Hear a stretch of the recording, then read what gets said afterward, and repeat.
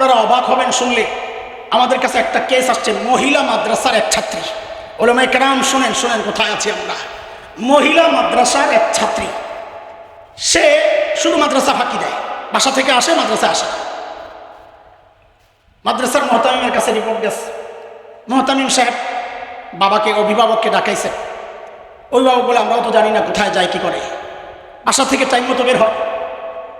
তো অভিভাবক এবং মাদ্রাসা কর্তৃপক্ষ মিলে একটা সিদ্ধান্ত নিয়েছে যে না, তার আর অনাবাসিক থাকার কোনো সুযোগ নেই, সে আবাসিক থেকে লেখাপড়া করবে। তো এটা দুইটা সুবিধা, এক হলো ফাঁকি দেওয়ার সুযোগ নেই, আর এক হলো নিরাপত্তার ব্যাপার। 5 দিন ছিল, 5 দিন। 5 দিন পর সে মোহতামিমের কাছে একদম অস্থির, আমাকে ছুটি দিতেই হবে, বাসায় যাব। মোহতামিম সাহেব মনে করছেন এমনি থাকে না, 5 দিন ছিল, তা তো আলহামদুলিল্লাহ, খারাপ কি, যাক না একদিন আবার চলে আসবে, যেহেতু বাসায় একা একা আসা যাওয়া করে, তো ছুটি দিয়েছে যাও। সে 4 ঘন্টা পর আসছে, কিন্তু মোহতামিম সাহেব মাঝখানে কাজ একটা করছে, ওনার আগেই সন্দেহ হয়েছে কিছু একটা আছে। উনি ওই মেয়ে যখন ছুটি নিছে, মোহতামিম সাহেব পেছনে লোক লাগাইছে, দেখো কই যায়। দেখে যে মাদ্রাসার ওদরে এক যুবক হুন্ডা নিয়ে অপেক্ষা করছিল, ওই যুবকের হুন্ডায় চড়া সে কোথাও দাও, ওরাও পিছু নিয়েছে। দেখে যে এক নামি দামি হোটেলে উঠছে। 4 ঘন্টা পর ওই হোটেল থেকে বের হয়েছে, মাদ্রাসায় চলে আসছে, কেউ কিচ্ছু বলে নাই তাকে, দেখতেছে কি হয়।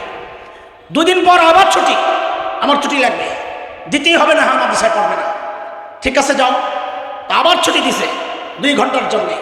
আবারও সেই যুবক হুন্ডায় করে তাকে নিয়ে গেছে এই সেই হোটেলে।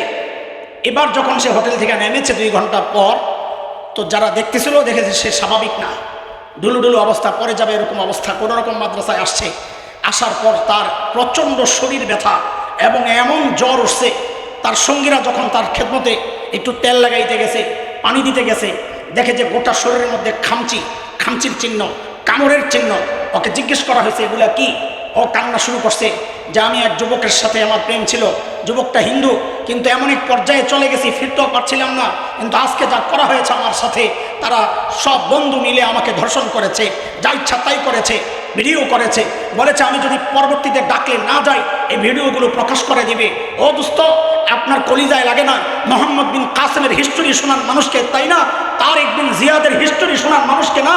একজন নারীর আহ্বানে, এক নারীর ইজ্জত রক্ষার জন্য তারেক বিন জিয়াদ চলে গেলেন সেই ইউরোপে, মোহাম্মদ বিন কাসেম চলে আসলেন হিন্দুস্তানে, আর বাংলাদেশে তোমার বোন এই হিন্দুদের দ্বারা আক্রান্ত হচ্ছে। সব হিন্দুর কথা বলছি না, সন্ত্রাসী হিন্দুরা, আমার বোন আক্রান্ত হচ্ছে, আমার মা আক্রান্ত হচ্ছে, আমার সন্তান আক্রান্ত হচ্ছে। তুমি চুপচাপ বসে আছো, একদিন তোমার সন্তানও আক্রান্ত হবে। এখন থেকে আওয়াজ উঠাইতে হবে। আমরা কিচ্ছু চাই না, আমরা চাই ওরা দেশে থাক, আমাদের ভাই, ওদেরকে তাড়াতে চাই না, ওদের গায়ে হাত তুলতে চাই না, কিন্তু যারা সন্ত্রাসী সে যেই হোক তাকে ছাড় দিতে রাজি না। হযরত বলেছেন আওয়াজ আমাদের উঠাইতে হবে, অন্য কিছু নয়। সন্ত্রাসীকে নিষিদ্ধ ঘোষণা করতে হবে, নিষিদ্ধ ঘোষণা করতে